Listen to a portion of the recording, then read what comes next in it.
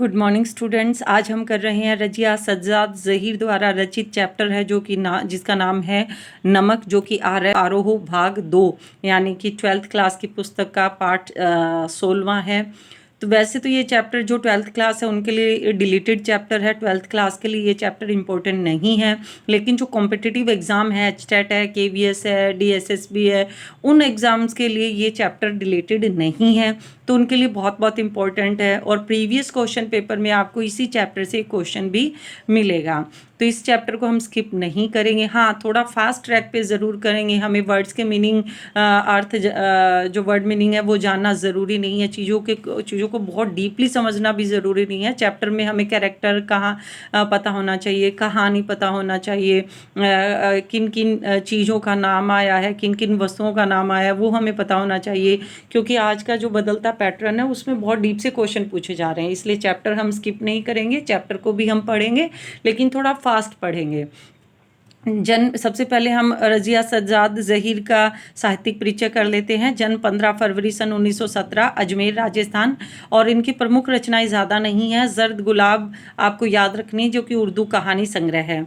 Soviet भूमि नेहरू पुरस्कार इनको मिला है। उर्दू अकादमिक और उत्तर प्रदेश अखिल भारतीय लेखिका संघ अवार्ड इनको मिला है। अखिल भारतीय लेखिका संघ अवार्ड इम्पोर्टेंट है क्योंकि ये थोड़ा डिफरेंट है, पूछा जा सकता है। निधन 18 दिसंबर सन 1989 में इनका हुआ है। जन्म 1917 में और निधन 1989 में, तो ये भी आपको याद रखना है। हाँ, ये पंक्तियाँ बहुत बहुत महत्वपूर्ण है, इसको ज़रूर याद रखनी है। पूछी जा सकती है किसके द्वारा रचित है, तो आपको बतानी होगी कि रजिया सज्जाद ज़हीर द्वारा रचित है। हमारे दृढ़ संकल्प ही हमारी ताकत है, हमारा लिखना ही हमें जिंदा रखता है। याद रखिएगा, हमारे दृढ़ संकल्प ही हमारी ताकत है, हमारा लिखना ही हमें जिंदा रखता है। रजिया सज्जाद ज़हीर मूलतः उर्दू की कथाकार है। उन्होंने बीए तक की शिक्षा घर पर रहकर ही प्राप्त की। विवाह के बाद उन्होंने इलाहाबाद से उर्दू में एमए की परीक्षा उत्तीर्ण की। सन 1947 में वे अजमेर से लखनऊ आई और वहाँ करामत हुसैन गर्ल्स कॉलेज में पढ़ाने लगी। अब सन 1965 में उनकी नियुक्ति सोवियत सूचना विभाग में हुई। आधुनिक उर्दू कथा साहित्य में उनका महत्वपूर्ण स्थान है। उन्होंने कहानी और उपन्यास दोनों लिखे हैं। उर्दू में बाल साहित्य की रचना भी की है। मौलिक सृजन के साथ साथ उन्होंने कई अन्य भाषाओं से उर्दू में कुछ पुस्तकों में अनुवाद भी किए हैं। रजिया जी की भाषा सहज, सरल और मुहावरेदार है। उनकी कुछ कहानियाँ देवनागरी में भी लिप्यांतरित हो चुकी है। लिप्यांतरित का मतलब होता है लिपि में रूपांतरित, यानी कि उर्दू लिपि से हिंदी देवनागरी लिपि में रूपांतरित हो चुकी है। रजिया सज्जाद ज़हीर की कहानियों की सामाजिक सद्भाव, धार्मिक सहिष्णुता और आधुनिक संदर्भों में बदलते हुए पारिवारिक मूल्यों को उभारने का सफल प्रयास मिलता है। सामाजिक यथार्थ और मानवीय गुणों का सहज सामंजस्य उनकी कहानियों की विशेषता है। ये बहुत बहुत महत्वपूर्ण है, इसको स्किप नहीं करना है, बल्कि 2-3 बार आपको इसको देखना है। चैप्टर एक बार पढ़ेंगे तो चलेगा, क्योंकि आपके दिमाग में एक बेस बन जाएगा कहानी का, कथा का, और ये आपको मतलब अच्छे से समझना है। रजिया सज्जाद ज़हीर की नमक शीर्षक कहानी भारत पाक विभाजन के बाद सरहद के दोनों तरफ के विस्थापित पुनर्वासित जनों की दिलों को टटोलती एक मार्मिक कहानी। ये प्रश्न पूछा जा सकता है कि नमक कहानी का क्या विषय है, तो ये आपको पता होना चाहिए। पुनर्वासित होता है पुनः बसाना या पुनः स्थापित करना। जो भारत पाक का विभाजन हुआ तो कुछ लोग हिंदुस्तान में आ गए, कुछ पाकिस्तान में चले गए और वहाँ पर रहने लगे। दिलों को टटोलने की इस कोशिश में अपने पराये देश प्रदेश की प्रचलित धारणाओं पर सवाल खड़े किए गए हैं। विस्थापित होकर आई सिख बीबी आज भी लाहौर को ही अपना वतन मानती है, यानी कि आ तो वो भारत में गई है लेकिन लाहौर को ही अपना क्या मानती है, देश मानती है, और सौगात के तौर पर वहां का नमक लाए जाने की फरमाइश करती है। कस्टम अधिकारी नमक ले जाने की इजाजत देते हुए जिसे ले जाना गैर कानूनी है, दिल्ली को अपना वतन बताता है, यानी कि दिल्ली को अपना वतन बताता है, क्योंकि जो भारत में हिंदू थे वो पाकिस्तान चले गए, इसलिए वो दिल्ली को अपना वतन यानी कि भारत को अपना वतन बताते हैं। जबकि जो बीवी थी वो भारत में आ गई, जबकि वो लाहौर को अपना वतन बताती है। इसी तरह अब ये प्रश्न बन सकता है कि कौन सी चीज़ गैर कानूनी थी, तो नमक वहाँ पर ले जाना गैर कानूनी था। इसी तरह भारतीय कस्टम अधिकारी सुनील दास गुप्त का कहना है, ये भी आपको याद रखना है, सुनील दास गुप्त का कहना है मेरा वतन ढाका है। राष्ट्र राज्यों की नई सीमा रेखाएं खींची जा चुकी हैं और मजहबी आधार पर लोग इन रेखाओं के इधर उधर अपनी जगहें मुकर्रर कर चुके हैं। इसके बावजूद जमीन पर खींची गई रेखाएं उनके अंतर्मन तक नहीं पहुंच पाई है। राजनीतिक यथार्थ के स्तर पर उनके वतन की पहचान बदल चुकी है, किंतु यह उनका हार्दिक यथार्थ, हार्दिक यानी कि हृदय की सच्चाई नहीं बन पाया है। एक अनचाही अप्रीतिकर बाहरी बाध्यता ने उन्हें अपने अपने जन्म स्थानों से विस्थापित तो कर दिया, पर वह उनके दिलों पर कब्जा नहीं कर पाई। नमक जैसी छोटी सी चीज का सफर पहचान के इस हार्दिक पहलू को परत दर परत उघाड़ देता है। यह हार्दिक पहलू जब तक सरहद के आर पार जीवित है, तब तक यह उम्मीद की जा सकती है कि राजनीतिक सरहदें एक दिन बेमानी हो जाएंगी। लाहौर के कस्टम अधिकारी का यह कथन बहुत सारगर्भित है। उनको ये कथन आपको ज़रूर याद रखना है, पूछा जा सकता है ये कथन किसने कहे, तो लाहौर के कस्टम अधिकारी ने कहे हैं। किस चैप्टर से? नमक चैप्टर से है। उनको यह नमक देते वक्त मेरी तरफ से कहिएगा कि लाहौर अभी तक उनका वतन है और दिल्ली मेरा, तो बाकी सब रफ्ता रफ्ता ठीक हो जाएगा। ये रफ्ता रफ्ता धीरे धीरे।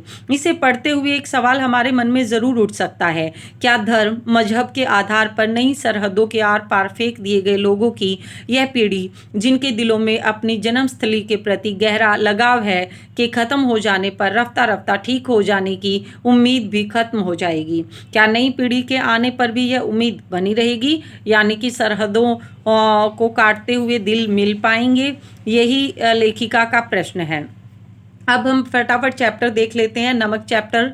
उन सिख बीबी को देखकर सफ़िया हैरान हो रह गई। सफ़िया याद रखना कैरेक्टर किसका है? नमक का। सफ़िया हैरान रह गई, किस कदर वह उनकी माँ से मिलती थी। वही भारी भरकम जिस्म, छोटी चमकदार आंखें जिनमें नेकी, मोहब्बत और रहम दिली की रोशनी जगमगाया करती थी।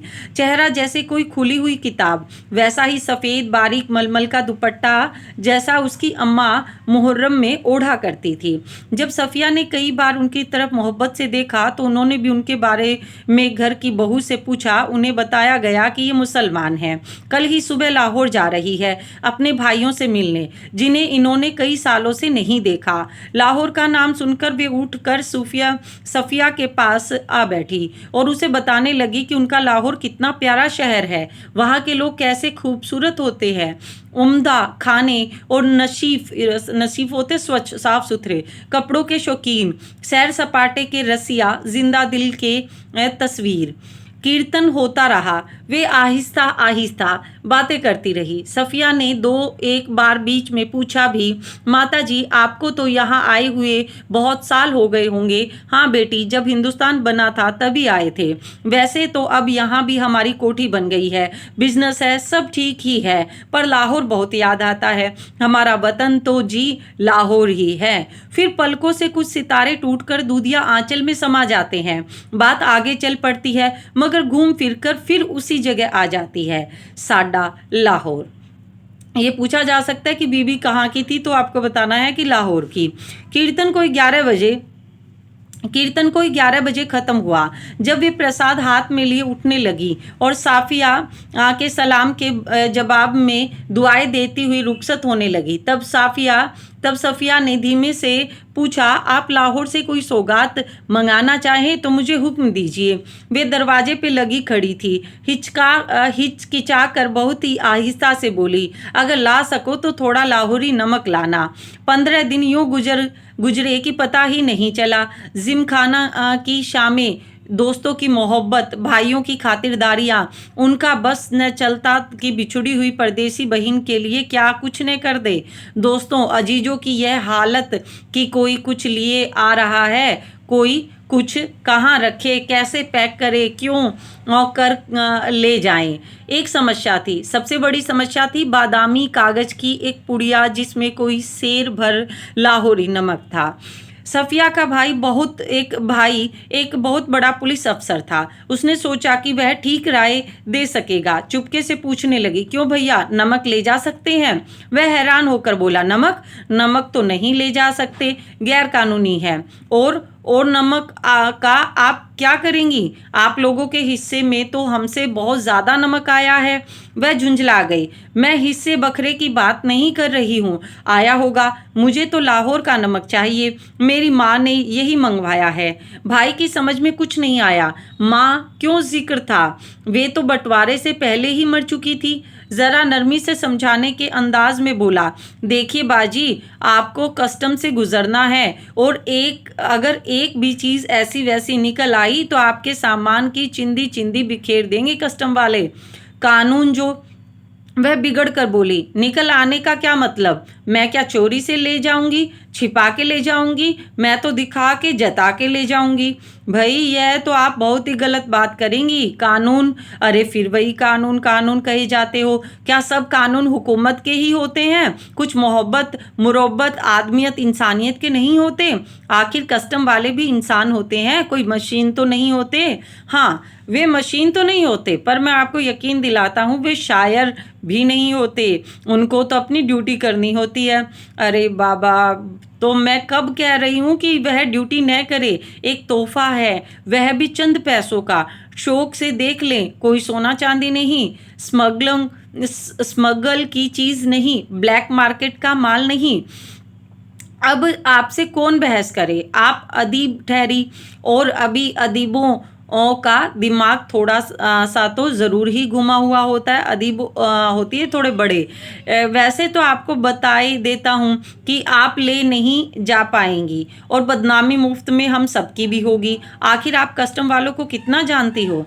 उसने गुस्से से जवाब दिया, कस्टम वालों को को जाने या न जाने, पर हम इंसानों को थोड़ा सा ज़रूर जानते हैं। और रही दिमाग की बात, तो अगर सभी लोगों का दिमाग हम अदीबों की तरह घुमा हुआ होता तो यह दुनिया कुछ बेहतर ही जगह हो जाती। भैया आगे देखिए।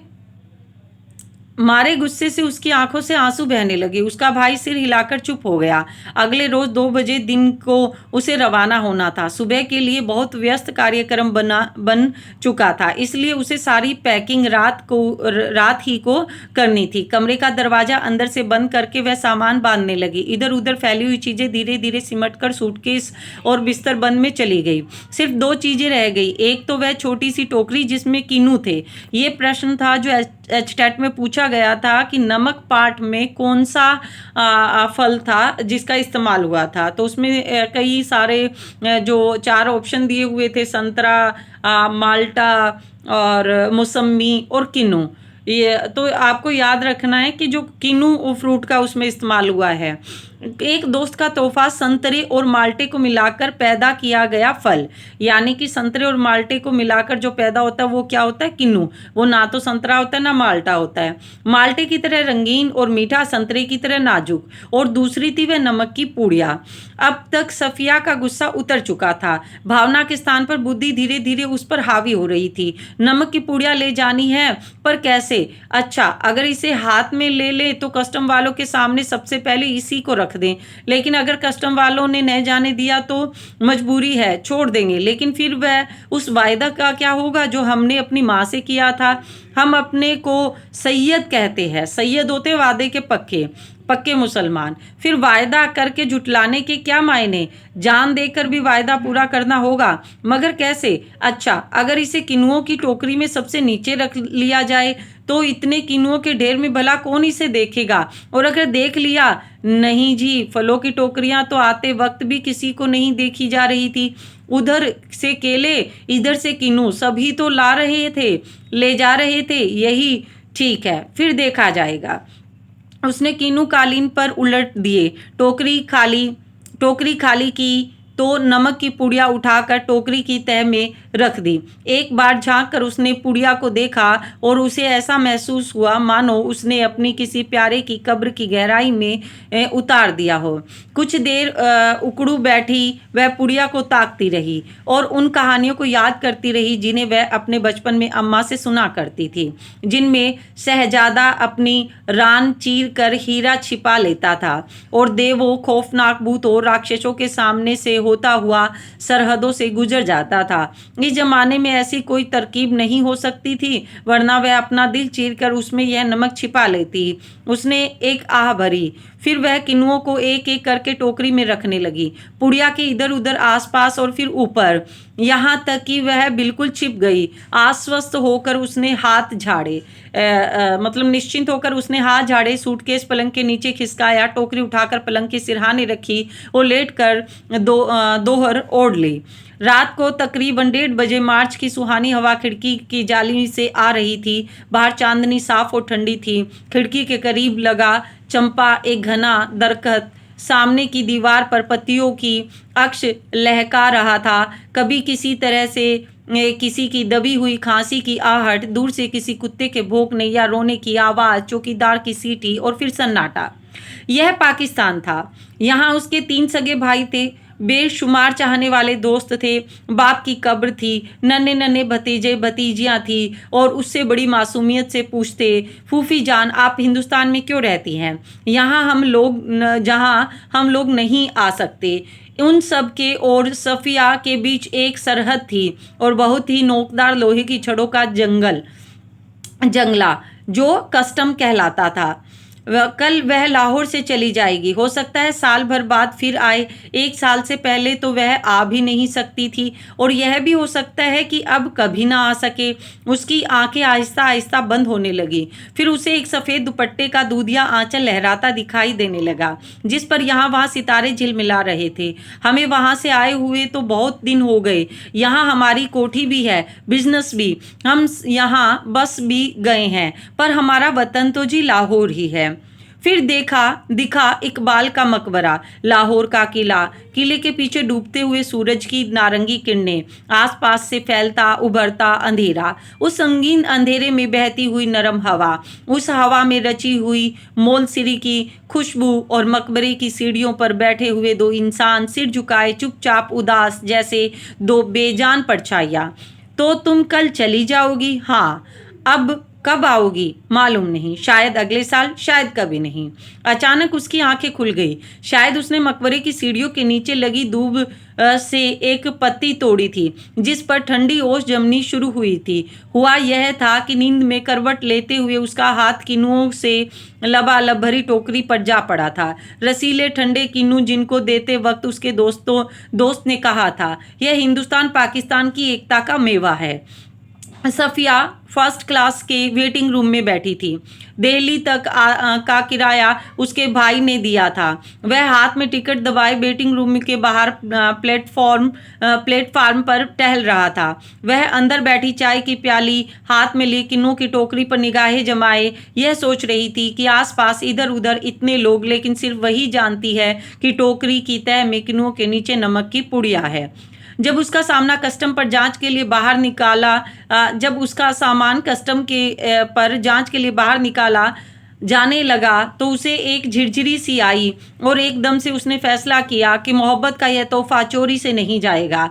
नमक कस्टम वालों को दिखाएगी वह। उसने जल्दी सी पुड़िया निकाली और हैंडबैग में रख ली, जिसमें उसका पैसों का पर्स और पासपोर्ट आदि थे। जब सामान कस्टम से होकर रेल की तरफ चला तो वह एक कस्टम अफसर की तरफ बढ़ी। ज़्यादातर मेजें खाली हो चुकी थी। 1-2 पर इक्का दुक्का सामान रखा था। वहीं एक साहब खड़े थे, लंबा कद, दुबला पतला जिस्म, खिचड़ी बाल, आंखों पर ऐनक। वे कस्टम अफसर की वर्दी पहने थे मगर उन पर वह कुछ जच नहीं रही थी। सफ़िया कुछ हिचकिचा कर बोली, मैं आपसे कुछ पूछना चाहती हूँ। उन्होंने नज़र भरकर उसे गौर से देखा। बोले, फरमाइए। उनके लहजे में सफ़िया की हिम्मत बढ़ा दी। आप कहाँ के रहने वाले हैं? उन्होंने कुछ हैरान होकर उसे फिर गौर से देखा। मेरा वतन दिल्ली है। यानी कि दिल्ली। आप भी तो हमारी ही तरफ की मालूम होती हैं, अपने अजीजों से मिलने आई होंगी। जी हाँ, मैं लखनऊ की हूँ, अपने भाइयों से मिलने आई थी, वे लोग इधर आ गए हैं। आपको आपको भी तो शायद इधर आए। जी, जब पाकिस्तान बना था तभी आए थे, मगर हमारा वतन तो दिल्ली ही है। सफ़िया ने बैग मेज पर रख दिया और नमक की पुड़िया निकाल कर उनके सामने रख दी और फिर आहिस्ता आहिस्ता रुक रुक कर उसको सब कुछ बता दिया। उन्होंने पुड़िया को धीरे से अपनी तरफ से सरकाना शुरू किया। जब सफ़िया की बात खत्म हो गई तब उन्होंने पुड़िया को दोनों हाथों से उठाया, अच्छी तरह लपेटा और खुद सफ़िया के बैग में रख दिया। बैग सफ़िया को देते हुए बोले, मोहब्बत तो कस्टम से इस तरह गुजर जाती है कि कानून हैरान रह जाता है। ये लाइन आपको ज़रूर याद रखनी है। मोहब्बत तो कस्टम से इस तरह गुजर जाती है कि कानून हैरान रह जाता है। ये किसने कही है? तो ये कस्टम अधिकारी ने कही है। वह चलने लगी तो वे भी खड़े हो गए और कहने लगे, जामा मस्जिद की सीढ़ियों को मेरा सलाम कहिएगा और उन खातून को यह नमक देते वक्त मेरी तरफ से कहिएगा कि लाहौर अभी तक उनका वतन है और दिल्ली मेरा। तो बाकी सब रफ्ता रफ्ता ठीक हो जाएगा। सफ़िया कस्टम के जंगले, ये आपको याद रखना है कि लाहौर बीबी का है और वतन, और कस्टम अधिकारी का क्या है? दिल्ली। सफ़िया कस्टम के जंगले में निकल कर दूसरे प्लेटफार्म पर आ गई और वे वहीं खड़े रहे। प्लेटफार्म पर उनके बहुत से दोस्त, भाई, रिश्तेदार थे। हसरत भरी नज़रों, बहते हुए आंसुओं, ठंडी सांसों और बीचे हुए होठों को बीच में ही काटती हुई रेल सरहद की तरफ बढ़ी। अटारी में पाकिस्तानी पुलिस उतरी, हिंदुस्तानी पुलिस सवार हुई। कुछ समझ में नहीं आता था कि कहाँ से लाहौर खत्म हुआ और किस जगह से अमृतसर शुरू हो गया। एक ज़मीन थी, एक जबान थी, एक सी सूरत और लिबास, एक सा लबो लहाज और अंदाज थे। गालियाँ भी एक सी ही थी, जिनसे दोनों बड़े प्यार से एक दूसरे को नवाज रहे थे। बस मुश्किल सिर्फ इतनी थी कि भरी हुई बंदूकें दोनों के हाथों में थी। अमृतसर में कस्टम वाले फर्स्ट क्लास वालों के सामान की जांच इनके डिब्बे के सामने ही कर रहे थे। सफ़िया का सारा सामान देखा जा चुका तो वह उन नौजवान कस्टम अफसर की ओर बढ़ी जो बातचीत और सूरत से बंगाली लगते थे। देखिए, मेरे पास नमक है, थोड़ा सा।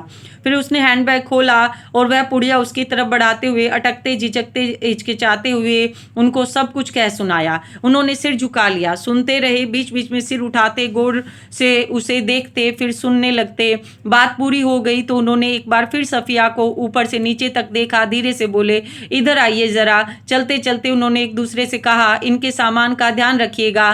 प्लेटफार्म के सिरे पर एक कमरा था, वे उसके अंदर घुसे। सफ़िया दाखिल होते हिचकिचाई, वे मुस्कुराकर बोले, आइए आइए ना। जेब से रुमाल निकालकर उन्होंने कुर्सी को झाड़ा और बोले, बैठिए। सफ़िया ने पुड़िया और बैग को मेज पर रख दिया। बाहर की तरफ झांककर उन्होंने एक पुलिस वाले को इशारा किया। सफ़िया के पैर तले ज़मीन खिसकने लगी। अब क्या होगा?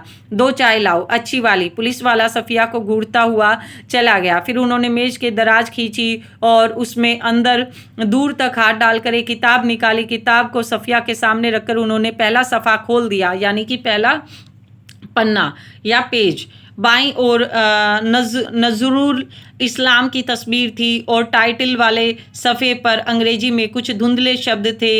शमसुल इस्लाम की तरफ से सुनील दास गुप्त को प्यार के साथ, ढाका 1946। तो ये भी आपको याद रखना है कि जो पुस्तक था उस पर क्या नाम लिखा था।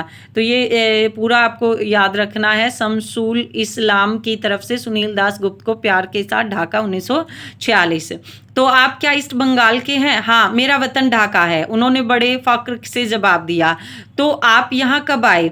जब डिवीज़न हुआ तभी आए, मगर हमारा वतन ढाका है।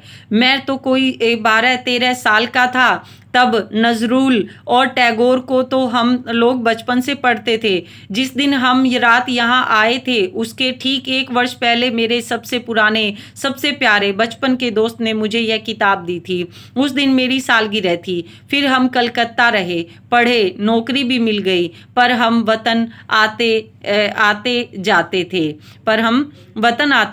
थे। वतन? सफ़िया ने ज़रा हैरान होकर पूछा। मैंने आपसे कहा न कि मेरा वतन ढाका है, उन्होंने ज़रा बुरा मानकर कहा। हाँ हाँ ठीक है, सफ़िया जल्दी से बोली। तो पहले तो बस इधर ही कस्टम था, अब उधर भी कुछ गोलमाल हो गया है। उन्होंने चाय की प्याली सफ़िया की तरफ खिसकाई और खुद एक बड़ा सा घूंट भर कर बोले, वैसे तो डाब कलकत्ता में भी होता है जैसे नमक यहाँ भी होता है, पर हमारे यहाँ की डाब की क्या बात, हमारी ज़मीन हमारे पानी का मज़ा ही कुछ और है। उठते वक्त उन्होंने पुड़िया सफ़िया के बैग पर रख दी और खुद उस बैग को उठाकर आगे आगे चलने लगे। सफ़िया ने उनके पीछे चलना शुरू किया। जब सफ़िया अमृतसर के पुल पर चढ़ रही थी तब पुल की सबसे निचली सीढ़ी के पास वे सिर झुका गए चुपचाप खड़े थे। सफ़िया सोचती जा रही थी, किसका वतन कहाँ है, वह जो कस्टम के इस तरफ है या उस तरफ है। तो इस तरह से ये चैप्टर हमारा कंप्लीट हुआ। इस चैप्टर पढ़ने का फ़ायदा ये होता है कि कुछ ना कुछ अगर आपको एग्जैक्ट पॉइंट याद नहीं रहता तो उसके लहजे से, जैसे कि इसमें उर्दू का इस्तेमाल हुआ है, तो उनके लहजे से, शब्दों से, कहानी से कहीं ना कहीं आप लिंक कर पाते हो और क्वेश्चन का आंसर समझ पाते हो। इसलिए आपके लिए चैप्टर पढ़ना बहुत ज़रूरी है। तो आज के लिए इतना ही, मिलते हैं नेक्स्ट चैप्टर के साथ। धन्यवाद।